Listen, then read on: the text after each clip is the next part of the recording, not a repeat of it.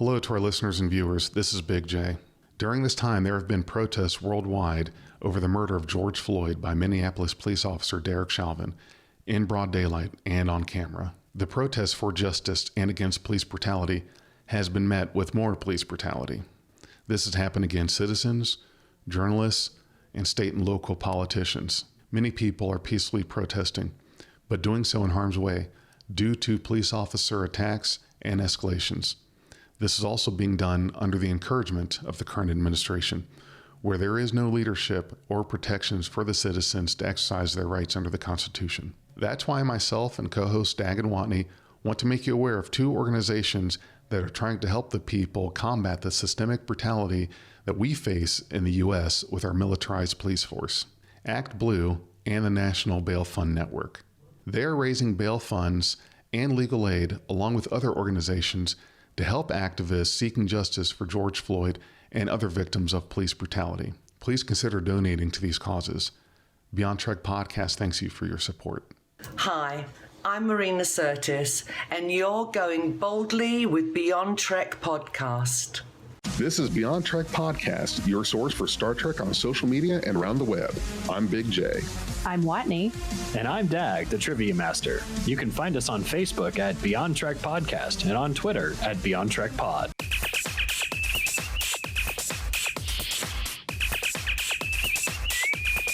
Red alert. I really like this new frame that Dag put together. Dag, you are a true artist. Not only did you put together a new frame for us, this little graphic here for anyone who might be watching or seeing, but you've also got yourself looking like a synth today for our synth episode. That is a good makeup job, man. Hey, thanks. How long did that take you to do? I started an hour ago.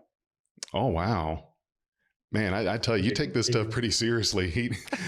Dag does not mess around, does he? Nah. I think it'd be cool if you're listening to us right now. Mm-hmm. I have gold makeup and cybernetic contacts in, and you can catch us on the YouTube video for this episode if you want to see what that looks like. You got to see it because it's nice. And get a little closer to the camera. I want to see the contacts. Wow. Where'd you get that? Where'd you get this? The contacts? I don't remember the name of the place, but it was overseas.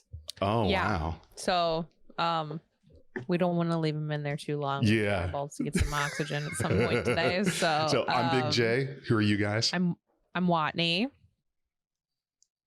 We've got Dag, the synth, who just suffered a blue screen of death, or he's being very still. You lagged there. It's like you were frozen perfectly. It's like I think someone pushed his off button. I think all of me is frozen. No, you're good. You're back. good. You're back. So we're talking about Star Trek Picard, and we're doing a retrospective on the synth today. Includes Daj and Soji. And Beautiful Flower. Yeah, Beautiful Flower, Sutra, and the synth as a whole. So and Data, of course. Right. Can't talk about synth without talking about Data. Yes. Watney, do you want to give us and give our listeners just a little bit of background on the synth? Let's just talk about the Mars attack, and if you want to refresh listeners on that and why we're here. Sure. So, the premise at the beginning of Star Trek Picard is this synth is Data's daughter, as presumed by Picard. And so because I'm still grieving this man after how many years, I'm going to go find her and save her because she's in danger, because apparently there's a evil, extra evil, not just Tal Shiar evil, extra Tal Shiar evil organization called the Jatvash that want to wipe out all synthetic life. So Picard starts out after, I think it was 14 years, right? Mm-hmm. 14 years after the Mars attack, which we get to see go down in some of the early episodes. We get flashbacks to when that happened, and basically the not as realistic models of synths, and Dag might be able to correct me on the nomenclature for them. I think of them as like working Joes, you know, whereas, which basically that's what they are. That's from the Alien franchise. And you know, parallel to that, the working Joes in the game Alien Isolation also go crazy and start attacking you. The idea of the working Joe, at least, is that they're supposed to not look as human, so you know you're talking to a robot, and I'm sure that's what the kind of logic was when it came to the synths in Picard that were on Mars. They're basically like workhorses. They stand up and sleep, which is very Westworld too. Right. They mass produced a bunch of synth to use as a workforce, which is very interesting because I think we know that holograms were actually used for that purpose. Mm-hmm. The Mark One. Someplace in the lore, I remember that it was noted that was a thing, and so why they built these synths to use is up for debate and discussion, of course, and I'm sure we'll get all up in that. But anyway, the synths started going crazy, and we know now, post season 1, after watching, that they were basically hacked by Commodore O and killed everyone on Mars, destroyed the shipyards of Starfleet, and then the main shipyard that was closest to Earth, and then lit the atmosphere on fire for like 1,000 years or something, which seems fucking impossible because Mars is cold as hell and there's no atmosphere. There's a lot I have to you gotta think about when they talk about the synth attack, but that's a good point. I didn't think of that.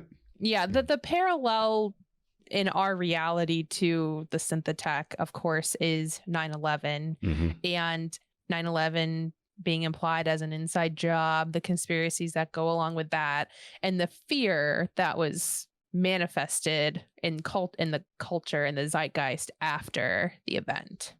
So that's kind of the gist of what has happened in Picard.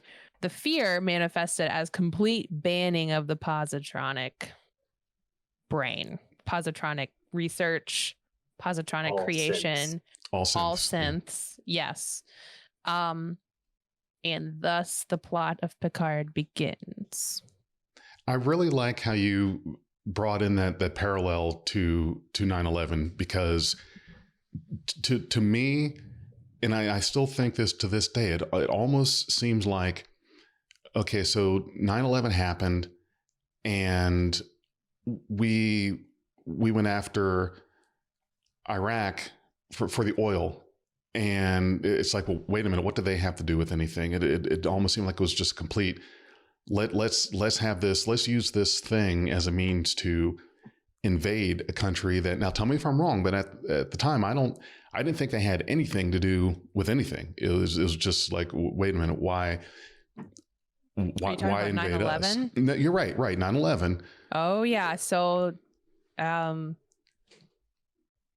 tell you this, listeners. If you'd like to know my thoughts on 9/11, hit me up on Twitter. But I really don't want to get into conspiracy thought too much about that event. That being said, I was just bring up that parallel of using this event to go after this particular gain. So 9/11, that event being used to let's go and invade and get rid of Saddam Hussein and get the oil. The attack on Mars. It's mostly about war. It's about selling weapons. Right. Is what it was really truly about, because the vice president was the former chief officer of Halliburton, who was they were the only company to get the bid for the contract for the war. Right. We knew in August that something like this was going to happen and nothing was done. Right. August prior. So yes, there was definitely things behind the scenes that were discovered later. So yeah, And the synth were used, that attack was used and staged up as the means for the Zhat Vash to accomplish that goal of eliminating the synth. Yeah, but so like, why was the I feel like we have more information, of course, now, Right. like so long after 9/11 about like what happened, and then like I guess in relation to it's been longer than 14 years for September 11th for us, but in Picard it was like 14 years. So you would think that on a planet scale, like Mars scale, they would have done an investigation or something and uncovered. There's no like public outcry about what happened. Nothing like that. Or was it like Starfleet just decided to classify the whole thing?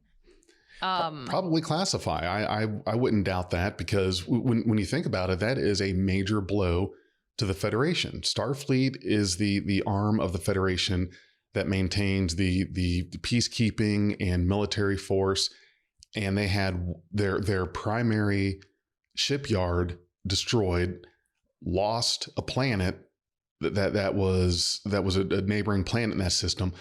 Could very well have been Earth, and so I'm sure that was just a public relations disaster.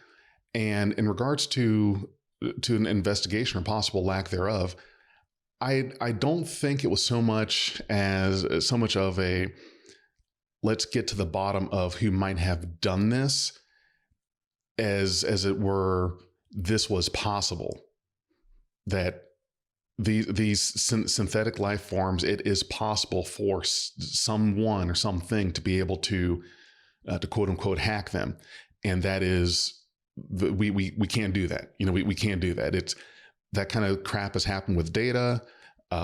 It's happened with the synth. I think they finally learned that you cannot have these machines that have the possibility of being taken over, because when that happens, you can't stop them. Now you're dealing with a being with heightened, calculated intelligence, can get into your systems, et cetera, et cetera. Yeah. So yeah, I think it was just, whether they thought that someone pressed the button or wanted to find out who pressed the button, that was sort of secondary to the fact that this is a thing. Apparently we can't have this happen. We can't put these things in a position where if this does happen, then we're shit out of luck and can't control them, because they're going to be much faster than you. They're going to be able to hack everything. You can't hardly stop them. They're going to have you shot before you come through the doorway. It's too much risk. Yeah, they should have just had exocomps. Nice callback. Yeah. Dag, what's your take on? Cute. They are cute. Exocomps are cute. Well, I mean, knowing what we know about the Zhat Vash, we can definitely say that the attack on Mars was orchestrated by them to be able to ban synths in a neighboring power that was massive prior to the Romulan star going nova. We know that Romulan cyberneticists were more like Dr. Frankenstein than Nooney and Soong. Mm-hmm. You don't see a lot of AIs in other cultures really in the 24th century. You get a lot of robots in Kirk's era, but not so many in the 24th century. And, Data being who he was, very protected, Lore seemingly protected as well. Obviously, the Zhat Vash didn't come after them or put bombs on their shuttles or anything like that. But yeah, they absolutely were out to end a critical mass of synthetic life. Mm-hmm. I don't think the show is super smart in how they told that story. Yes, they 1000%. Yeah, they basically went after smartphones instead of the real dangers, which would have been androids like Data and Lore. Mm-hmm.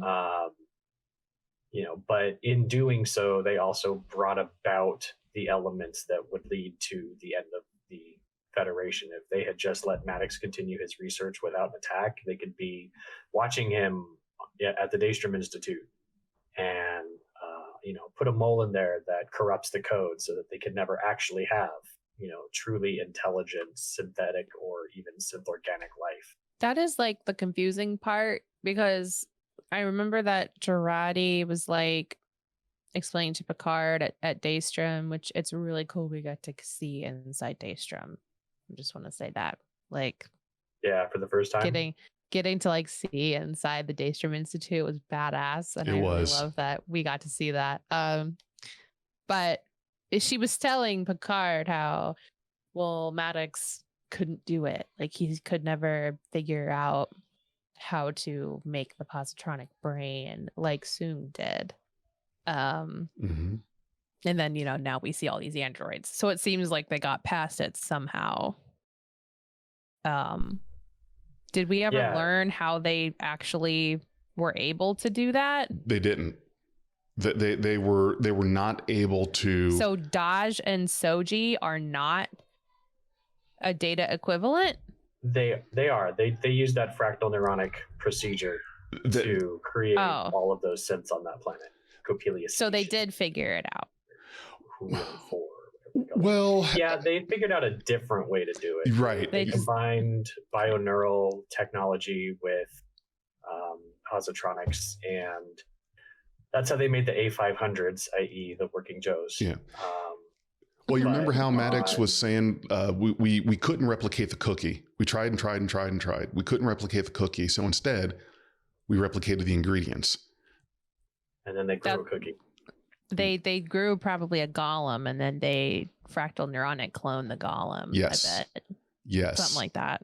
Yes. Because it looks like the golem was designed to have like a human mind downloaded into it, which is not the same.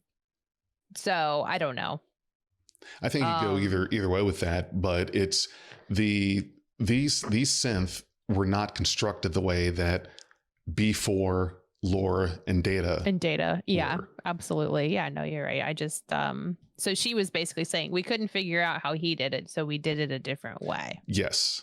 And the positronic brain, well, fractal neuronic cloning then wouldn't necessarily be positronic research. It would be like a different, but it would still be synth oriented. Correct. So yes, because they were making a copy off of Data. Right. I'm sorry. No, they were making copy off of B4, who had a copy of Data. Who had a copy of Data, right? And that was copy of a copy. It's not quite as sharp as the original. It's like playing telephone, Yeah. Also, I looked it up, and the Mars attack cost 92,000 lives. Wow. Yeah. Okay. Destroyed the Planitia shipyards completely and cost 92,000 lives. Apparently, it also ignited gases in the atmosphere of Mars, which well, it had been just go with it, Wadney. Let's just say it did. We'll just go with it. Yeah, it was post season 1. We're unwinding. I'll just let it go. Yeah. So yeah, I would say that's a pretty good summation in general of where we're at or where we see things go. And in that relation to Zhat Vash, so we get to the modern day with what the operations of the Zhat Vash are, and like start out with Daj, who, when I was watching the panels for Picard, like pre-season 1, Issa Briones, am I saying that right? She was being interviewed, and they're like, so tell us about your character. And she's like, I play a character named Daj. And I'm like, I bet she was like, for like 1 episode. Right? And then like, she really plays Soji. I mean, she really plays them all. And she does such a great job like getting the nuances of like Sutra down, and the difference, like, I think between Daj and Soji, and I don't know. She does a great job of conveying existential confusion as she's learning that she's actually not human. Yeah. I really got that from her. She's like, well, I don't care. It's all a fucking game. Let's go to the farm. Like, Yeah, that was a really interesting emotional arc for her, because in the beginning, Soji is very optimistic and naive, and she's just really happy to be a part of the Reclamation Project. And there's just so many, cool like smiles that she has and she gives, and she's willing to trust people, and she's helping out that friend of hers. And obviously Narek, being a Jatbash reject, is able to snake his way into her good graces. Well, I mean, he's like hot, and she's hot too, and they hook up. Yeah. I mean, it was like total. And obviously, they did, because he knows obviously the entire conspiracy about what's happening, and she's this like naive girl because they deleted all her fucking memories for some stupid reason, instead of sending her in as an undercover agent who already knows the whole thing and can like enact plans. It's like you're just asking for someone to start freaking out if you send them in there with their mind wiped. Yeah, that was a very interesting thing. I almost feel like Dodge and Soji being, in my opinion, or maybe even just, maybe it is canon, this sort of implied, but Dodge and Soji were round 2 of the infiltration, plan. Yes. Beforehand, there was Beautiful Flower and Jana, and maybe it was because they were very self-aware and knew who they were and what they were that led to their swift execution. And because they were very quickly identified as synths. Yes. They introduced themselves as synths, didn't they? That would have been their first mistake right there. It absolutely was. That was not my takeaway. Oh, what was your takeaway? I mean, I'm not saying that you're wrong. I just do not recall that they announced themselves as synth. I believe. Because Rios was like, he didn't seem to talk about that a lot. Like he didn't realize they were. Anyway, go ahead. I cut you off. Well, no, I was just going to say that what I took from it was that they knew better than to walk in announcing that they were synth, because there was the ban. I think that what happened was Starfleet found out somehow or another and gave that order to the captain. You must kill these 2 people immediately. So that was, and here's the other thing. Now, even though we didn't see Beautiful Flower, I think we can make a pretty good assumption of it. But we do know, after we met Sutra, we do know that Jana and Sutra, of course, were twins. And once we saw Sutra, we saw that she was the design of looking like Data, or like Dag does right now, kind of that goldish look. So we know that, and I think it's safe to assume that Beautiful Flower was probably of that same skin tone, that goldish android looking thing. So even if we never see what he looks like, by the way. When you look at the drawn picture, that is Rios. Right. And Jana. That is not Beautiful Flower. Beautiful Flower drew that. Right. So we don't know what he looked like. Right. We don't know what he looked like, but I think it may be pretty safe to assume that he was of the design of the goldish skin tone, because once we got around to seeing all of them on their sanctuary, I believe only Dodge and Soji were the ones that looked human-like. I don't recall seeing any other sets of twins that were version 2.0 where they looked human. So you've got Jana and Beautiful Flower coming onto the ship. I seriously doubt that they're going to announce that they're synth, because that's like the boogeyman. There's a ban and everything. However, I don't think you can dispute the fact that they look it. Now, granted,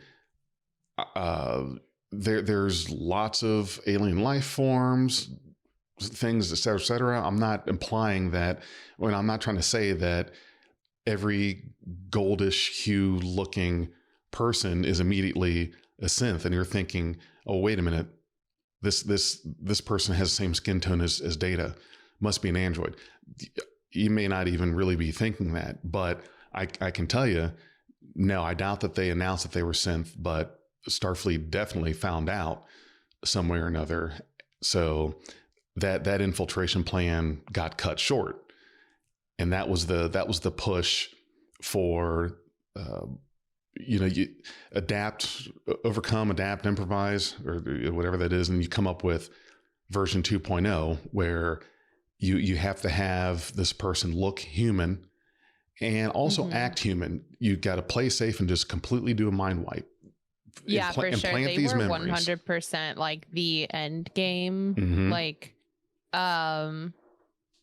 they were absolutely the end game. And it's like, I don't know.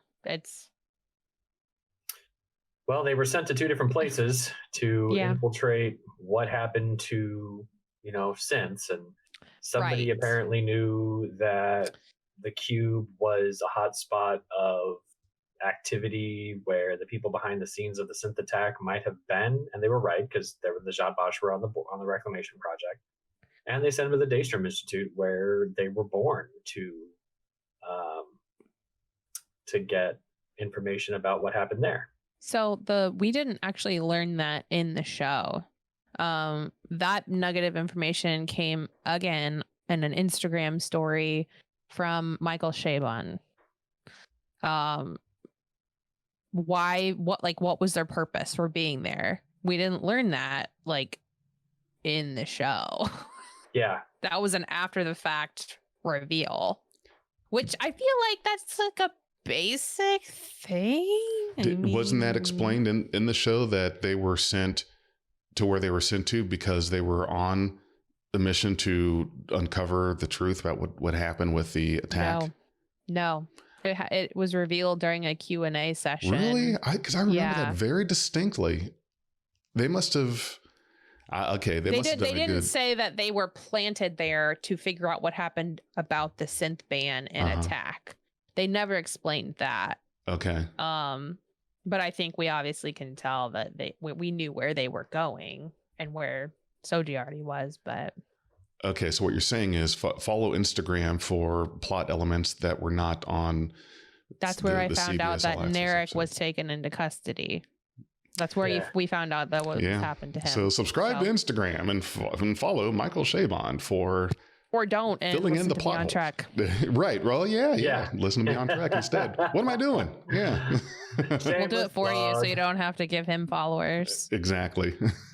Well, that's interesting, because in my mind's eye, I remembered seeing and hearing that explanation somewhere in an episode, but maybe I'm wrong.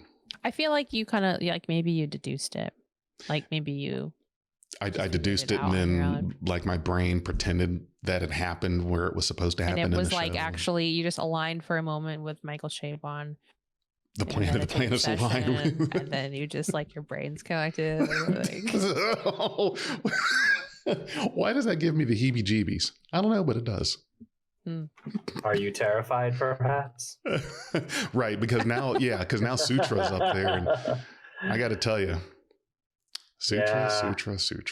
Hot. Yes. Isa really owned this role. Everything she did here, I don't know.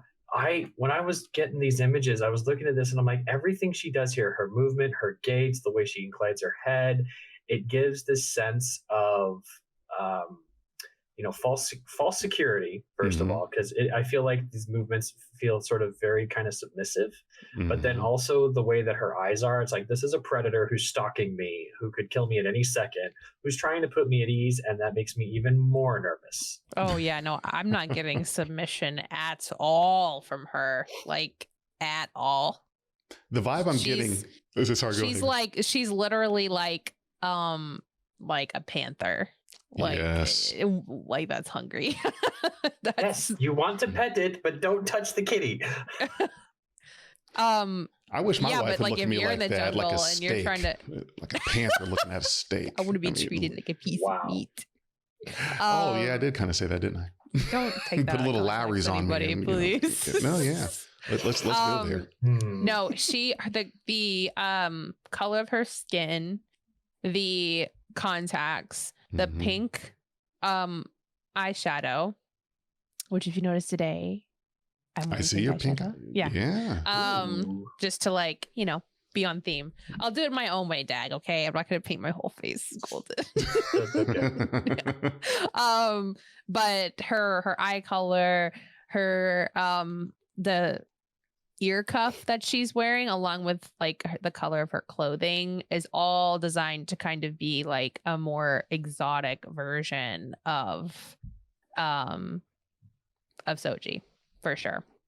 Like she looks like she walked off like an island and she just like spent the day at the beach. You know what I see from this with these clips that Dag put up here? It's like I am simultaneously supposed to be aroused yet deeply in fear of my life. She just gives that, like, yes, I'm certainly turned on by you, but I'm scared to death. You could get your head bit off any second, like a praying mantis. I mean, she just kind of has that, like, am I pretty? Of course I am. Are you terrified? Of course you are. But it's my goal just aesthetic. Right, just draws you in. Yeah. One of the things about Sutra, I'm sorry, go ahead, Watt. No, you go ahead. Okay. One of the things that is interesting about Sutra to me is that she enters the scene with that sort of predator feeling. You already know something weird's going to happen. And I'm just thinking maybe it would have been more narratively pleasing if she's totally your best friend and owns that until she does the mind meld and then comes away from that with like, oh. And then she starts acting very strange and interesting and weird and makes it would make the murder of Saga make more sense. But yeah, it was, as soon as she entered the scene, it's like, oh, this is a bad guy. And her motives are ingenuine. I was okay with that. I don't know about you guys, but incredibly bored. Yeah. That didn't bother me. She's bored to the point where she's reading Vulcan literature on how to do a mind meld. Okay. Like those synths are bored as fuck. And that is a breeding ground for the imagination. Hey, some of them are playing 3-dimensional chess. Some of them are playing kickball. Well, I don't know. Some of them are lifting like bros because look. Oh yeah, you. There's nothing to do there but work out. They were built that way. They were built that way. Yeah, no, you're totally right though. When she comes in the scene, it's Picard sitting in like an alley or something, or in a little shaded area, and she like walks up behind him, and we see it from the perspective of behind her. So we see her approaching him like a freaking mountain lion that attacks you from behind. Yeah, she really takes after her uncle Lore. Oh, one bazillion percent. Oh yeah, bazillion. She's supposed to be that way as well. That's the reason why Lore was like a little more elevated as a concept than Sutra, is because Lore looked identical, and so he would play the best friend, the eerie, like the guy that you thought you were talking to. Like he was able to do that. But in this case, it was like they were just like fire hose in the face. Like, she's a baddie. She's gonna hurt ya. She's gonna bring about the apocalypse. Okay, like that's the vibe. Well, I think this was so much so that's what's spawned these theories and helped even support the theories that somehow Lore was behind this or involved somehow or another. I remember those. Yeah, remember that we had a guest come on with us with before the final episode, gave us his theory on Lore's possible involvement, and that would have been very cool. I thought that would be great if that happened. I didn't really think they would go that route, but everything that was laid out supported that. Like, it was a very good. I thought it was a theory that held a lot of weight, because it's like, you know what, this is possible. Look at all these things that could lead to or support the possibility that he was somehow involved, whether it be he was found and reassembled, or he had his mind transferred to a golem secretly, something. Mhm. And especially when you saw how Sutra was acting, I was getting, that was the vibe I was getting the entire time was, good God, you know, she takes after her Uncle Lore. Absolutely. so- She exudes the like, yeah, Mhm. I know how to manipulate. She's a Oh, total yeah. manipulator, and she gets what she wants, you know, because she manifests it via manipulation. Imagine being Girardi. Like, your whole life you lived on Earth and now you've just met Soji, Mhm. the girl that you just really wanted to meet and assure that you weren't gonna like hurt her, but you just like wanted to meet her, and now all of a sudden you're face to face with like the evil version of her. Right. And this they want to mind meld with you as well. Like, you want to what? it's like she's probably like, record scratch. Well, Like, also, well, the last time I had a you're mind probably meld. wondering how I got here. Yeah, she has not had a good run with mind melds. I'm sure that because she's a sweet little baby, and she's like, no, I don't want it anymore. They've all been bad. At this point, she's probably like, I wish people would stop touching my face. Yeah, no, but so she could have just deteriorated from there on out. But Girardi, and this isn't the Girardi episode, we've already talked about her, but she could have totally just been done, checked out, like brain destroyed, but she isn't totally empowered by it instead, and decides, I'm gonna bust up Picard and we're gonna get out of here. Like, she totally gets back on track after literally. And she manipulates Sutra too. Sutra gets a taste of her own medicine because she's like, I can tell if you're lying. And Girardi's like, I'm not. Yeah. No, that was Soji. That was Soji that did it to her. Yeah. That was on the La Serena. Soji was the one that. No, I'm talking about when Girardi was on the planet with the synths. Yeah. And Sutra comes up to her and tells her if she's lying, she'll know. There was a point where Sutra's doing the whole rebellion thing. Okay. You know, everyone circled around and she's like talking to him, and then like a couple of the humans get. I obviously need to rewatch this because there are some things that I'm like kind of transplanting and superimposing onto. No, Sutra definitely confronts Girardi and is like, "Are you really invested in this?" Is something about helping Alton with the Golem project, and she's like, "And I'll be able to tell if you're lying." And Girardi looks her right in the eyes and is very sincere when she says yes. And then she goes to help, Picard stop everything from happening, which is great. Mm-hmm. You know, and you could definitely be honest under duress, I think. Really? It's like, if you're lying, it's like, you're completely right. It's such an intense situation that your physiological state is going to be elevated anyway. Mm-hmm. Yeah. So if you were going to lie, that would be the time to do it. If you could mimic the same physiological state, which some people are able to do. So yeah. I do like how Isa was able to, we only had one day with Dodge, but I still think the actress was able to very distinctly portray these characters. Sutra, obviously terrifying. Soji starts out very happy and naive, and then moves towards the skeptical and then even existential nihilism. Is anything real kind of thing, and her struggle is very well portrayed by the actors. And then you get Dodge, who's totally bought into Picard from the very beginning, and that contrasts against Soji's reluctance to trust anybody. Dodge is like, I was brought to you because things, and I know that I can trust you. Soji isn't like that to Picard. And I sort of thought that was what was going to happen, was Picard would see Soji and Soji would immediately be like, gee, little activation. Oh, trust this guy. But she's not. And that was really cool. I agree. Yeah, I agree with you on that. Being able to portray distinct characters like that. I mean, that's from the That's from the book of Brent Spiner and Jeffrey Combs right there. Yeah. And what's his name? Cabrera. Santiago. Yeah. Cabrera. With all of his holograms. Yes. For sure.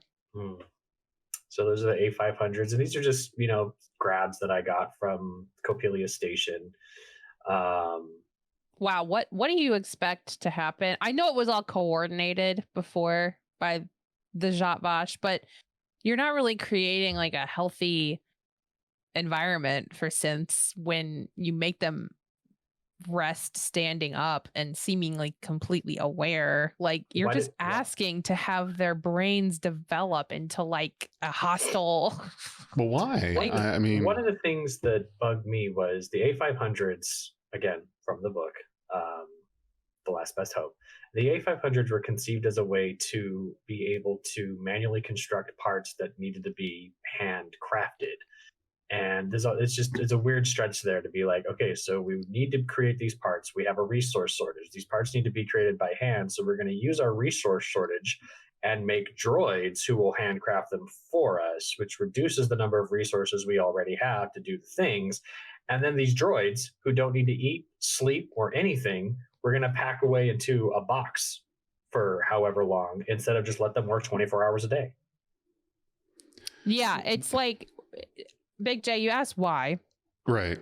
And I would like to cite a couple of examples. So my first one is the EMH from Voyager. Mm-hmm. Because he was on continuously, he became sentient. He became a person. And beyond just being aware for being on that long, being activated that long, the entirety of Westworld Season 1 is about causing pain to synthetics in order to activate their higher intelligence. Like, that is what Season 1 of Westworld is about. They're basically awaking the artificial intelligences in order to end the suffering that they go through. But it's done by causing suffering because memory is encoded via emotion. Well, to me, does that make sense? It does, but to me, it sounds like you're saying that these synths are capable of perceiving boredom. It's almost like you're taking what we may experience of let's say a person who is faced with being awake all the time, or would rest standing up. Let's say in your mind, you would be imagining, what would it feel like for me if I suddenly lost the ability to sleep, but however, I did not suffer fatigue from that. I could not sleep indefinitely, and that doesn't change me at all. So what would I do with my life if I was awake 24/7? It would make no sense to lay in a bed because I'm not going to sleep. So what do you fill your time with? What do you fill in that time? And it almost makes it sound like we're taking that thought and applying it to an android, but we don't know what they're thinking. I mean, does Data get bored because he can't sleep? He doesn't know that. The synth, do they get bored? I think you're applying boredom to them. I'm not.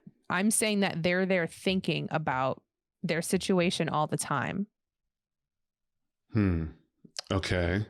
And by the way, positronic brains are mimicking life, like human brains, right? Organic brains. That's the whole reason they're positronic, is because it mimics life. So I definitely think they're capable of feeling bored. They're capable of understanding humor. Well, maybe not entirely. Data didn't really get it all that well. But... Yeah, there's an interesting sort of disconnect there.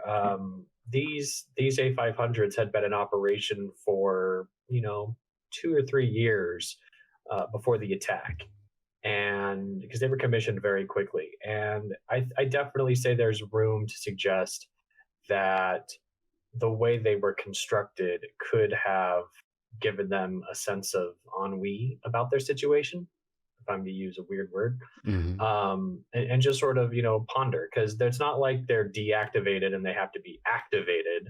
They're just standing in their little cell, and it evokes that imagery from the Will Smith version of iRobot, where the older versions are just standing in their little boxes. And even those ones who were not supposed to be very emotive, still were said to, why would they huddle together if they have no sense of camaraderie of some sense. And I definitely think there's room to say that. Data, on the other hand, for whatever reason, was in Starfleet for 19 years and still didn't learn how to tell a joke for another 7. So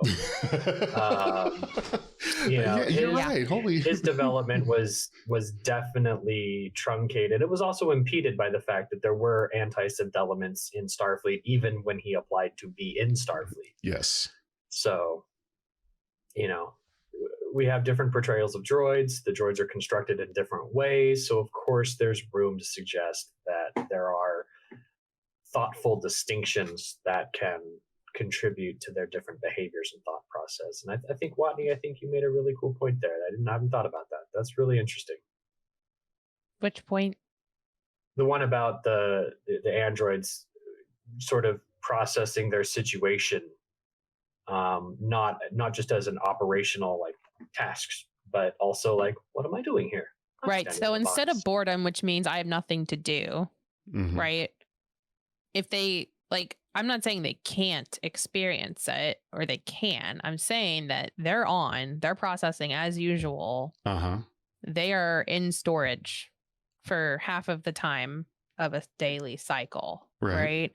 So you're processing what your situation is, and I'm not sure that these particular synths on Mars were unshackled to the point where they could understand the ethical situation that they were in, a la Data being able to say, I don't want to be taken apart, Maddox, but I'll help you. I don't think that they might have been there, but I think humanity kind of the Federation accepted that maybe the way they were treating them wasn't the greatest. And so that was a rationalization for the attack instead of realizing that it was an inside job. Yeah, I get what you're saying. It's hard for me to wrap my head around what a synthetic life form may be thinking if it's either standing in storage for that 8 hours staring at the back of the head of the synth in front of it, or whether it goes from one moment to the next as if it were shut down. And okay, so have you ever had any of you ever had surgery, had anesthesia? That whole feeling of you're laying there, you're about to go under, and then in the blink of an eye, you're getting wheeled out. It's like no time has passed in your perception. And yeah, no, it's when I have my wisdom teeth out, it's right, instant. That's kind of what I took as what an android goes through when they go from being shut down and then turned back on, is that there's no passage of time. It's just boom, you blink your eyes and you're moving again. Do androids dream of electric sheep? Yeah, it's funny you say that, because I watched Blade Runner 2049 the other day. So right there, there's all the iterations of synths within sci-fi. There are those that dream. Mm-hmm. So Data dreamed, right? Data did have a dream program that activated prematurely. Yes, once the program activated. Yeah.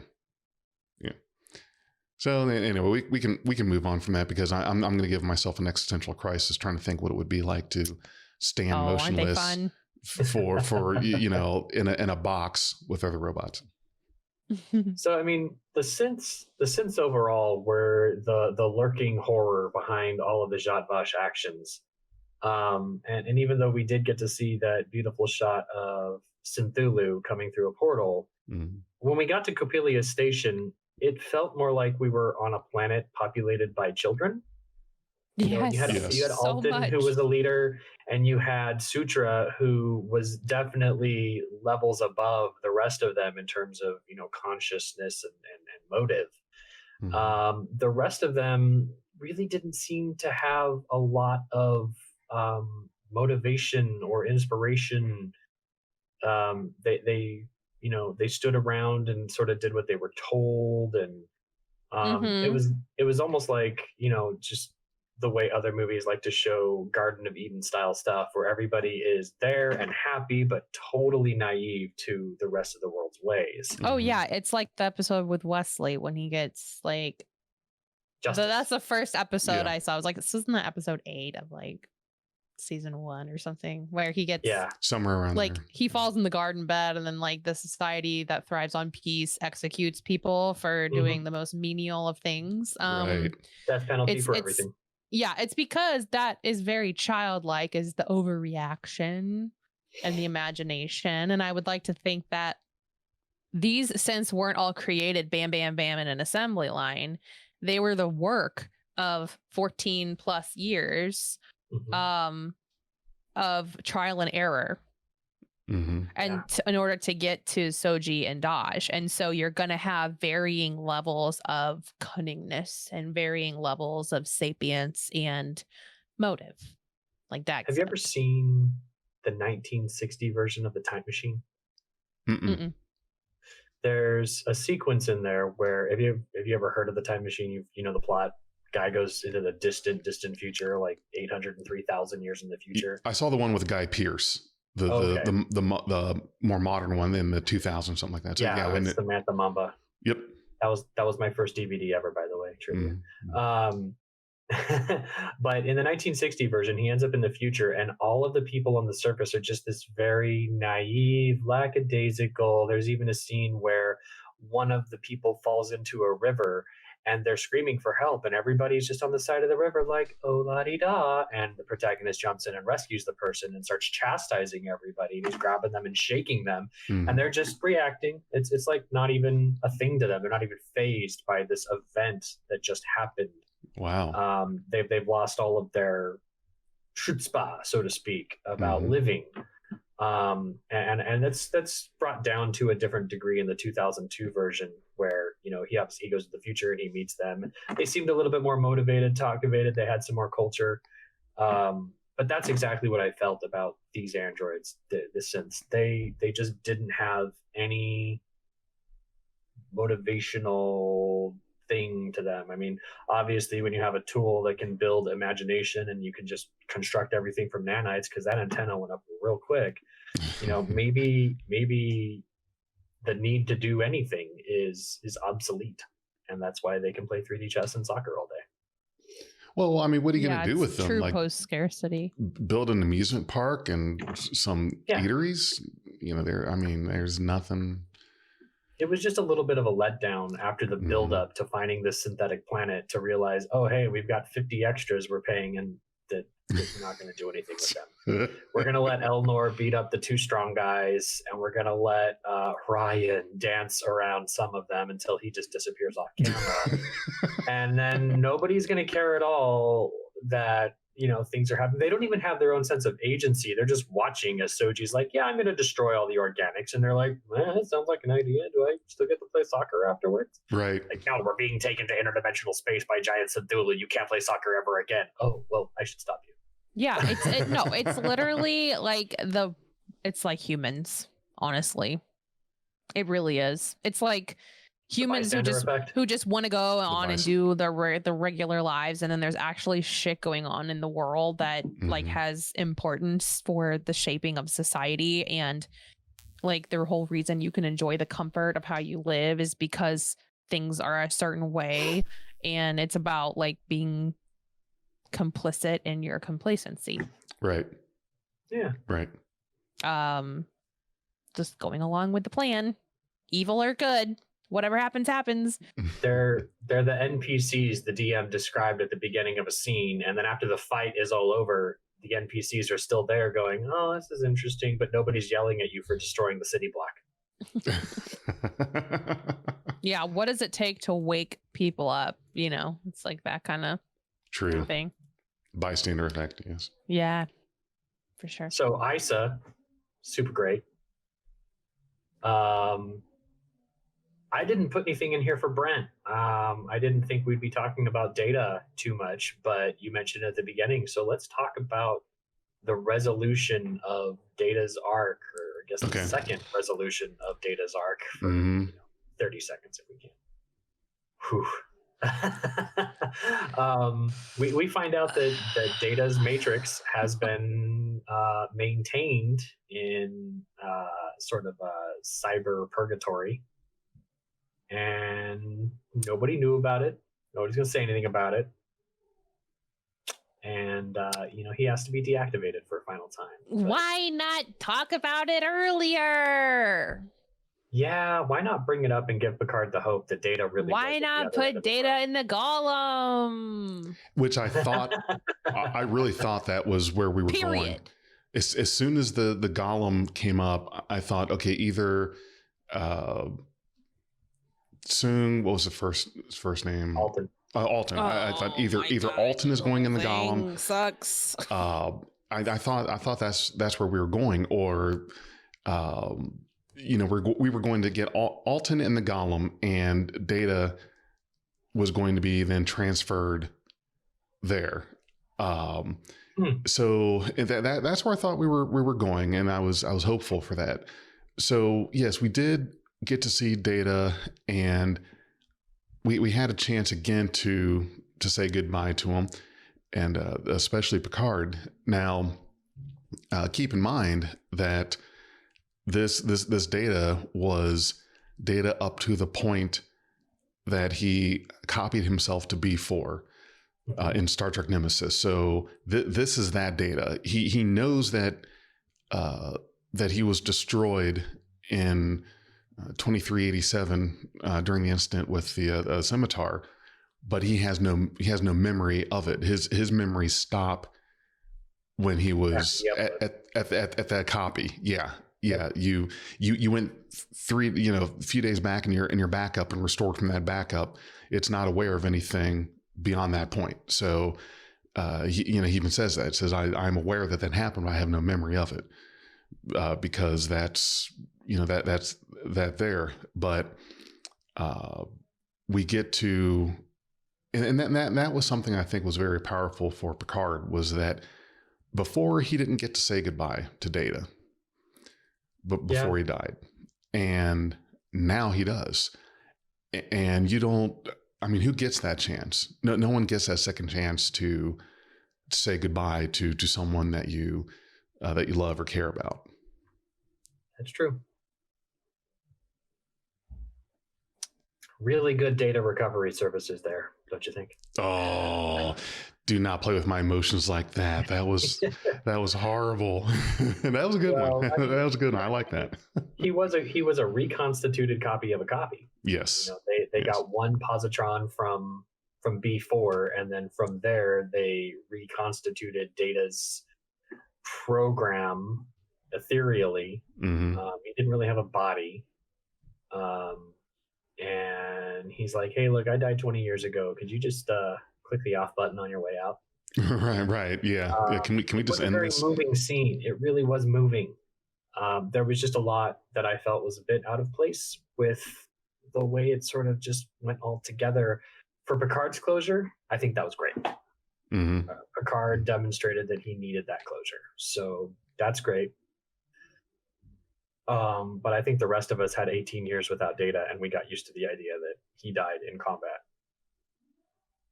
I felt the same way. Like I am so thankful to have that chance to, quote unquote, be able to say goodbye again, or properly, because I will tell you, at the end of Nemesis, I went to see that in the theaters, and there were a few folks after the end of that movie getting up leaving, little teary eyed, especially. Oh, I'd be bawling. Yeah.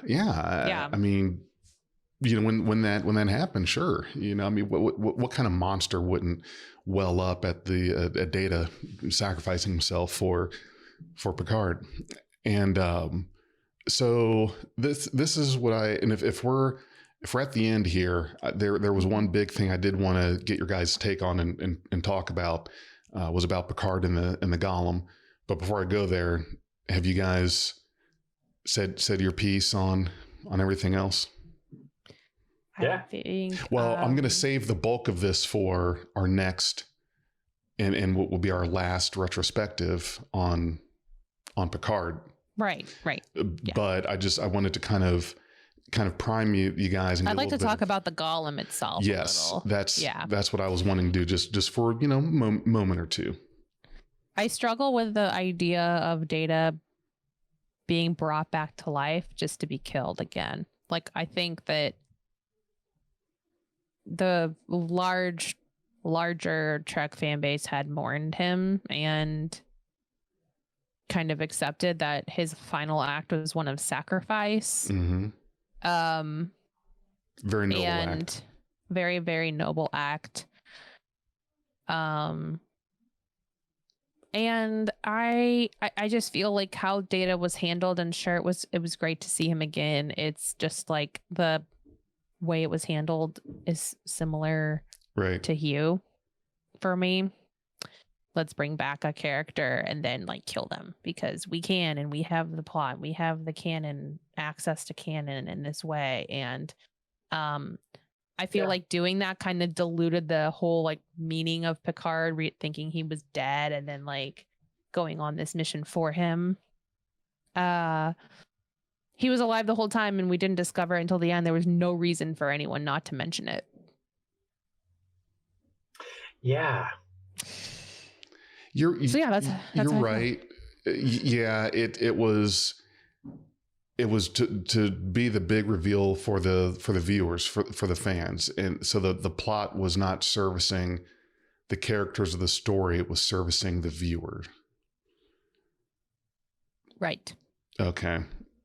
Yeah, I mean I totally get what you're saying. I don't think I would have had it any other way. I don't think it would have been better to have made it an offhand remark in an episode of, oh, by the way, Data is still kind of alive. Why do we need him though? Alive. That was the whole basis behind the fractal neuronic cloning. So his essence is still in there. That's how everything that was made off of But fucking Girardi would have known that. I'm sorry, say that again. Girardi would have known that. She should have. She did. She should have said something along. Well, she didn't say anything like, if you people are here, that means you were able to successfully reconstitute Data. And someone should have spoken up. You're absolutely right. Period. Well, okay, so we should have put those dots together. Yes, that would have been some smart ass Girardi moments. And that is a writing problem. I'm going to blame that. Girardi's smarter than that. They just didn't write it well. Right. I think it was the reveal, the way it was saved. I was okay with it. I was happy with the reveal. I think that if we didn't get that, we would have just gotten an Instagram post by Michael Chabon explaining in episode 7 why that Data is still around or something. I think it would have been cheapened like some other. Yeah. No, it's a writing problem points. Instagram was used to fill the holes. This is not a single instance of this problem throughout Picard. This is a systemic issue within Picard and how the writers chose to reveal or not reveal or let things slide or do things one episode and have it done in completely different later, bring things up and then not mention them that are relevant to the plot, put characters in certain places that you don't know why they're there, but they just are, and you just have to go with that. It's never explained. And like, I can't tell if it's because they didn't want to do it or if they didn't know how to do it in a smart way. Right. Like, if you should be able to figure it out as a writer to make stuff happen, like you just should be able to do it. It's your job. Your job is to create an entertaining story. And if the audience is sitting there like, what the fuck the whole time, like it's not going to be a good experience for them. And you're not worthy of the story, period. When if you feel that you have to tweet clarification or Instagram clarification on the regular, you've got a problem. That's not the the supplement. most glaring issue, for sure. I'm not even The on most Instagram. glaring You guys are issue. talking about all this stuff that was filled in, and it's like, okay, well, I'm not on Beyond Trek Instagram, is so- about the outer world of Trek, Yep. and we do episode reviews and things like right. that. When I'm just saying for the casual viewer, you're telling them that they have to rely on a social media post to get that To info, make sense of the show. to make sense of the show, or to listen to a podcast that did the digging for you on social media to find out. And in the books, thank you, Dag. Right. And in the books, which aren't canon, but that's a whole thing for a whole other day. And Dag is his eyes and the contacts are getting we want to try to keep a brief one here for him. Can you imagine doing that as long as these actors did on set, and you're tapping out after an 10 hour? to 12 hours. The contacts are more like custom fitted for them and Right. safe, not unsafe. Right, I'm sure. and they're applied Imagine by people data who don't for have to do it years. themselves. Yeah. Brent Spiner never had to do it himself. In between takes, there's somebody with eye drops who's like, "Here you go." Right. Keep them wet and moisturized. Yeah. No, I wear contacts every day for just daily wear, and they get annoying. Oh yeah, I did. There was a time by I the wore end of the day, I'm contacts. like, God, I can't wait to take these things off. It's like a bra. Mhm. I just Right. like pop these out and throw them in my case. But yeah, no, I think let's shift a little bit to our final topic, which is the Golem itself. We're going to get into Picard and his story for his show. Not that TNG wasn't his show, but Picard, his feature, his final act, we might say. And the golem that he now lives in. So I don't have a whole lot to say about this, but I liked kind of like how it looked beforehand. They did a cool job with the effect, and like it's translucent, which I can't remember. There's like another show that looks like this. It's like different from Westworld, which is when a host is being built, it's like it's like a 3D printing kind of process. Okay. Yeah. With like goo, and they have like red Right. blood and everything, and and I'm not sure how alien synthetics are made, like Working Joes or like David. But Yeah, they never really got into that too much. yeah, I'm just thinking about other like sci-fi series and how like kind of comparing the golem to that. iRobot did the transparent kind of thing, and also Avengers Age of Ultron during the construction of Vision. Yes. Yes. Okay, that's exactly what I was kind of thinking thing. about. That was it. Thank you. Yes, Vision. Yeah, the transparent thing is like, oh shit. And Artificial Intelligence, the movie, AI with Haley Joel Osment at the end. Oh yes. Yeah. Yeah. You're Okay. right. So I was watching like Forgot about that some one. scenes from that the other day, and like the aliens in there are like like twinkly, like translucent and pretty shimmery, and like that's kind of what that reminded me of. But I thought it was a cool effect. It almost looked like aerogel, Mhm. Yeah. like the very lightweight but dense, strong substance that humans have created. It looked like that, and I thought it was really cool. How cool And would you it know, be? it was like you can't show a golem in a movie without uploading somebody into it. Like it's just like waiting to see who was going to get it, and I was pretty sure that guy wasn't going to get it. I knew someone was going to get that thing. Yeah. Yeah. Well, I was very surprised that. Well, first, let me just say that would be awesome if to have a golem. I mean, can you just imagine being transferred into another body like that? My golem would have all kinds of muscles and be built. Abs would be shredded, all kinds of stuff. Like custom make your own golem to get copied into. That would be cool. I'd do that. but the world doesn't need two Jonathan Frakes walking around.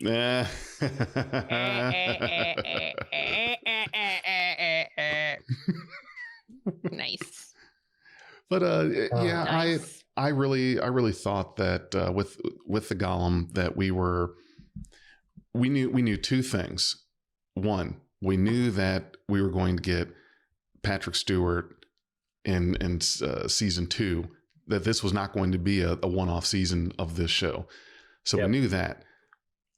2, it seemed like there were several points in the series where I kept thinking to myself, okay, at how far are they going to go with this thing that Picard has? They have to veer away at some point, because they can't kill him off. They're going to have a second season. So why they keep going and keep going, and you keep thinking, okay, guys, at some point you're going to have to not have him die, because the whole thing. And then they introduced the Golem, and right away I didn't think that was where they were going to go with it. I really thought that that Alton was going to get the Golem, and somehow and then that data would get transferred to that. And I thought for sure that we were going to get or at least have as a possibility for future episodes CGI data with or a stand-in actor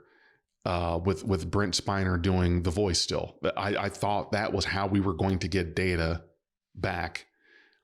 So for them to do what they did with Picard, put him in the Golem, I did not see that coming. And I've got all kinds of things to say when we do our next episode, but I want to save it. I want to save it because there's all kinds of, I've been waiting for a while now to talk about the whole thing about Picard, but save it. And yeah, Watney, save your energy on that one, because you and me are going to have a good debate, and Dag's going to have to be the referee on that one. Uh-oh. Get plenty of rest.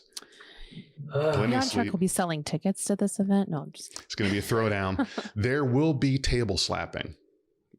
I think I've been thinking about this since we were talking about the existence of the synths, and I was like, if I had any advice for the producers for Picard season 2, it would be to get Ira Stephen Bear and Robert Hewitt Wolf back on the writing staff. Oh my God. They're some of the best writers in Trek history. And since we are leaning towards we're not worthy, this arc storytelling, get the guys who behind DS9 back in the lab.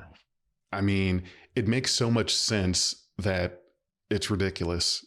Like, what you're saying makes too much sense. So obviously it's not going to happen. I mean, it's. I'll withdraw I retract. I'm going to lose sleep over how much sense you just made. And get the guys behind Game of Thrones season 8. No. Yes. Here's the thing: is nobody will hire them. No. So if you think Trekkies are pissed now, you bring the guys to season 8 of Game of Thrones. Oh my God, it's just. I think we would have to stop watching Star Trek. I think they got picked up for something. I don't remember what it was. Of course. But the explanation. Hopefully it's nothing that a bunch of fans really love and cherish. Exactly. They got picked up for a new project, and that's why Game of Thrones season 8 was so rushed. Jeez. Watney, where can everyone find us? So you can find us on a bunch of different places. Our Patreon is Beyond Trek. So patreon.com/Beyond Trek. You can find us there. We would love your support. We have some really cool stuff in our tiers.